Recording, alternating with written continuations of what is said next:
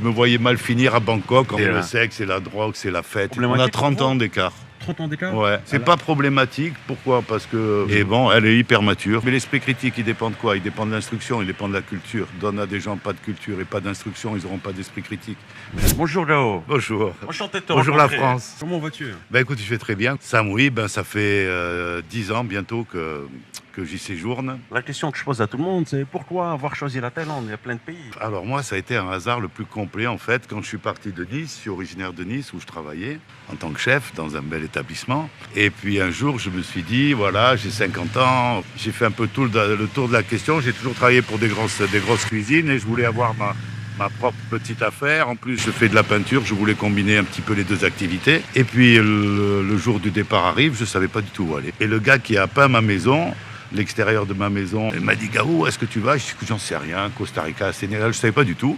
Il m'a dit, et la Thaïlande? Et puis, il me dit, non, je dis, la Thaïlande, je me voyais mal finir à Bangkok. Enfin, j'avais pas mal d'a priori. Et le sexe, c'est la drogue, c'est la fête, etc. Alors que la Thaïlande, c'est tout sauf ça, quoi. Enfin, c'est aussi ça, mais on peut trouver d'autres choses. Il y a aussi, mais après, voilà. Donc, et il m'a dit, non, mais je connais une petite île, ça s'appelle Koh Samui, etc. J'ai dit, allez, let's go. Et puis, j'ai dormi dans un petit hôtel qui est ici. Et puis, il y avait un bar qui était à la vente, qui était un bar tenu par un Français. Et j'ai dit, et voilà, et puis j'ai acheté ce bar. Et j'en ai fait un restaurant. Alors, ça, c'est Spike. Minier. Moi, je l'appelle Mignon. Salut. C'est la sœur de Spike. On travaille ici, c'est un petit restaurant, on est tous en famille, tu vois. Tu as combien de personnel ici? 2, 4, 6, 7 personnes. 7 personnes. C'est dur à manager ou pas? Est-ce qu'il y a Non. des clashs parfois? Non, pas trop. Parce qu'enfin, j'ai trouvé un bon équilibre, tu vois. Parce que d'abord, j'ai trouvé des familles, donc des gens qui sont devenus plus des potes que des staffs. Et puis, je crois que quand tu respectes les gens, il n'y a aucune raison qu'ils ne te respectent pas. Je suis venu avec 300 000 euros. 300 000 euros. Voilà. C'est à l'aise, mais les premiers temps, tu flambes, hein, parce que tu sais pas, t'achètes cher. D'abord, j'ai acheté un établissement très cher alors qu'il valait pas grand-chose. Ah ouais, je me suis fait rouler. C'est la première fois que je vois quelqu'un, Ah ouais? voilà, on va dire, s'être fait arnaquer, mais qui le prend avec le sourire. Ouais, ben peut-être je le prendrais pas avec le sourire si j'avais complètement capoté, mais bon. Et puis j'ai eu la chance de connaître quelqu'un qui est ma femme actuelle qui m'a beaucoup aidé. On s'est rencontrés ici il y a 9 ans, un peu plus de 9 ans maintenant. En fait, elle est d'origine vietnamienne, cherchait un métier en tant que chef, mais vietnamien. Et puis ici en Thaïlande, elle ne trouvait pas d'emploi. Et puis moi, elle est arrivée dans le resto et je l'ai trouvée super belle. Et j'ai dit, écoute, le vietnamien, ça me plaît, on va faire du vietnamien. Et je lui ai appris à faire la cuisine française. Et maintenant, c'est un très bon chef. Parce que les Vietnamiennes sont, on va dire, sur le plan culturel, sont pareils que les Thaïlandaises ou pas? Non, c'est pas pareil. Parce qu'ils ont une culture du travail et de la rigueur qui est complètement différente de la Thaïlande. Ouais. Ils reçoivent leur salaire, le plus peu que le lendemain, ils viennent pas, quoi. Ça peut arriver. Ah, les Thaïlandais. Voilà, les Thaïs, c'est ça. Mais bon, faut le savoir, hein, faut vivre avec. Le vietnamien, c'est pas pareil. C'est la rigueur un peu, les relents communistes un peu qui sont restés incrustés dans le... Elle te met la pression parfois? Ah ouais, à bloc. À ce moment-là? Ah ouais. Mais il me faut ça, remarque. Tu m'as dit tout à l'heure qu'il y avait une certaine différence d'âge. Est-ce que c'est problématique? On a 30 ans d'écart. 30 ans d'écart? Ouais. C'est pas problématique. Pourquoi? Parce que je connais des gens de 50 ans et de 60 ans, dont moi le premier, qui ont un esprit d'adolescent. Et bon, elle est hyper mature, quoi. Parce que elle a travaillé très jeune, elle a une vie autonome très jeune. Et bon, voilà. Donc, elle est femme. Mais même pas que ça. C'est une femme d'affaires. C'est beaucoup de choses. Ah, on voit que tes yeux scintillent. Ouais. Non, je suis admiratif. Ils sont où tes enfants? Salut Gégé. Ils sont là, la petite, tu vas la voir, le bin, tu l'as vu, là, et ils vont dans des écoles internationales, école anglaise et école française internationale. Ouais. Parlons maintenant un petit peu de la communauté française à Koh Samui. Est-ce qu'il y a une solidarité? Honnêtement, hein? Je sais pas. Je pense pas qu'il y ait... Non, il y a des affinités, il y a des gens qui s'entendent bien, il y a des gens qui s'entendent moins bien. Après, bon, avec les rancœurs que peuvent avoir les uns contre les autres, les petites jalousies, puis les amitiés, puis c'est pareil partout. C'est vrai? Mais je pense pas qu'on ait... On n'a pas ici la solidarité qu'on a quand les Anglais entre eux, par exemple, ou tu vois. Ah, d'accord. Les anglo-saxons sont plus... plus homogènes, je trouve, comme communauté. Et ça, c'est Lilou, c'est ma fille. Elle a quel âge? Elle a 6 ans. You say hello, Lilou? Hello. Bonjour. Elle vient de se réveiller? Non, elle faisait les devoirs, là. Did you finish your homework? You speak French? Oui, hein, tu parles français, exactement. Tu parles français? Exactement. She's learning French now. Tu veux voir la maman, c'est la même avec 30 cm de plus. Vous parlez quelle langue alors ensemble en On général? parle anglais ensemble. What you want?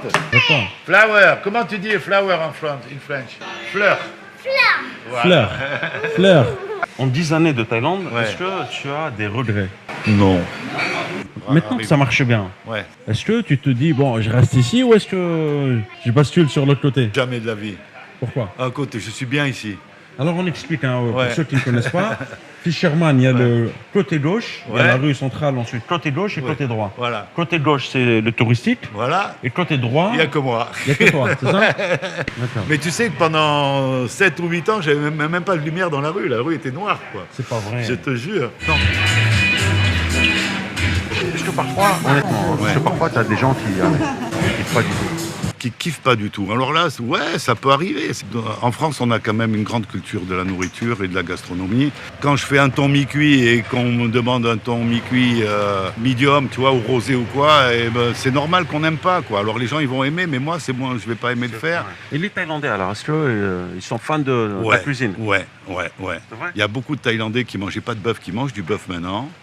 Il y a beaucoup de Thaïlandais de Bangkok qui viennent me voir ici, qui viennent au Red Moon. Mais voilà, mais non, ils souffrent beaucoup, ils aiment beaucoup la cuisine européenne.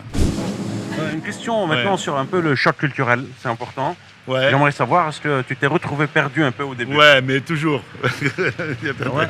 Mais oui, la Thaïlande, tu comprends pas. Il faut accepter il faut surtout pas essayer de prendre des repères par rapport à ce qu'on a connu ou ce qu'on a fait ou autre. C'est un monde qui est complètement différent. Il faut pas chercher d'explications parce que tu n'en auras pas. Tu as des choses qui se font. T'es déjà embrouillé avec des Thaïlandais? Non, mais bon, non, embrouillé, non. Mais comment t'expliquer, il y a des choses. Bon, ils ont, par exemple, le roi, pour eux, c'est quelque chose de très important, etc. Voilà. C'est des choses qui sont loin de la culture française, quand même, hein, a priori révolutionnaire, etc. Donc, il faut l'accepter, voilà, c'est leur kiff, ou tu l'acceptes, ou alors tu vas ailleurs. Ils n'ont pas quoi. d'esprit critique, en fait, c'est ça? Écoute, ils ne sont pas d'esprit critique, parce que bien sûr qu'ils ont un esprit critique, mais l'esprit critique, il dépend de quoi? Il dépend de l'instruction, il dépend de la culture. Donne à des gens pas de culture et pas d'instruction, ils n'auront pas d'esprit critique. Ouais. Enlève ça aux gens. Ils n'ont pas d'instruction, les Thaïlandais? Ils ont une instruction qui est très dirigiste, en fait, qui est très dirigée envers les us et coutumes actuelles. Hein. Voilà, c'est plein de choses comme ça. En fait, on a des logiques différentes, c'est ça que tu veux dire? Complètement. Des logiques totalement Ben différentes.